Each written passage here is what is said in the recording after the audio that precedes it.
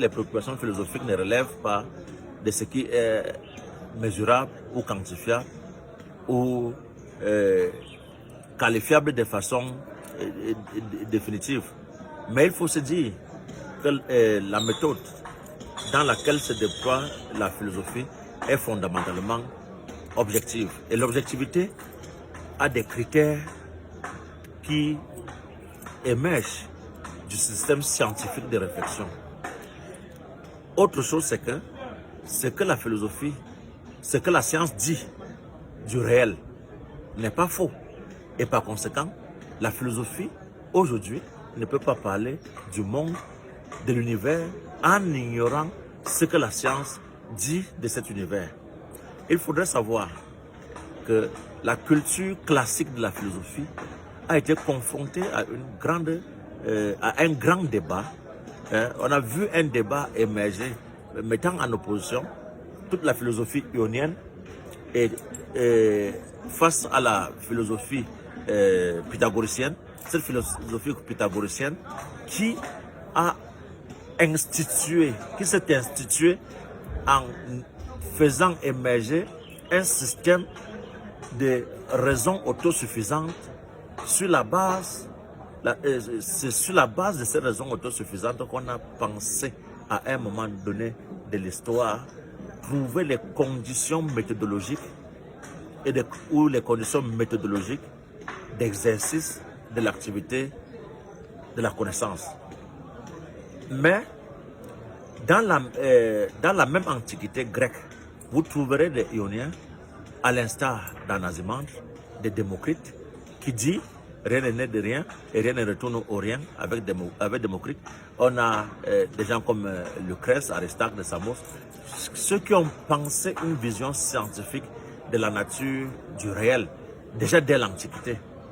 Le problème, c'est que on a fait une sorte de main basse sur la perception ionienne du monde et on a, avec l'avènement du Moyen-Âge chrétien, élevé ou surestimé la philosophie platonicienne et aristotélicienne qui nous maintenait dans une perception humaine où on a pensé la réalité de l'homme comme deux entités, c'est-à-dire une entité immatérielle et l'autre matérielle, et l'entité immatérielle qu'ils ont appelée l'esprit ou l'âme était perçue comme l'instance divine de l'homme qui commande l'action de celui-ci, cette instance qui commande l'action de celui-ci.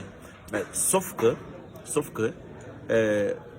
en évoluant, on a pu comprendre avec l'avènement de la neurobiologie, avec les travaux de Pierre Cabané, de Julien Offray de la maîtrise, on a compris qu'il fallait faire un retour au corps et comprendre à partir du système nerveux ou à partir de l'action cérébrale le fondement même de la pensée humaine.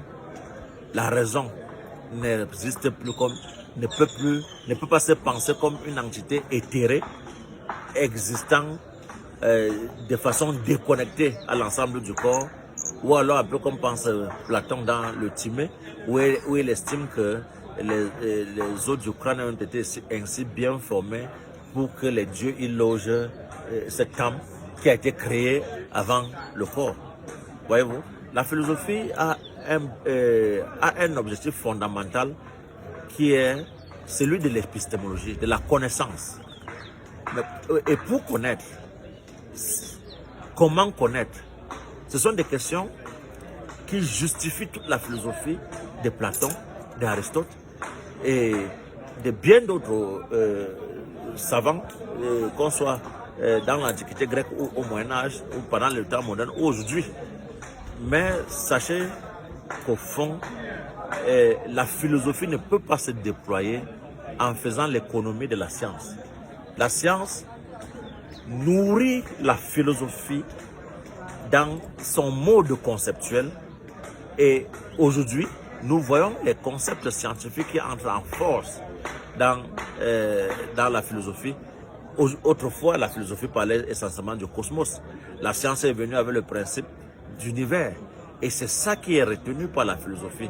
Non parce que la science serait en train de remettre en question toute la tradition philosophique, mais davantage parce que les deux disciplines étant de connivence dans leur évolution, se pensent mutuellement comme parfois complémentaires ou parfois une entité plus grande ou dans laquelle on trouve des subdivisions en mettant d'un côté la science et de l'autre la philosophie.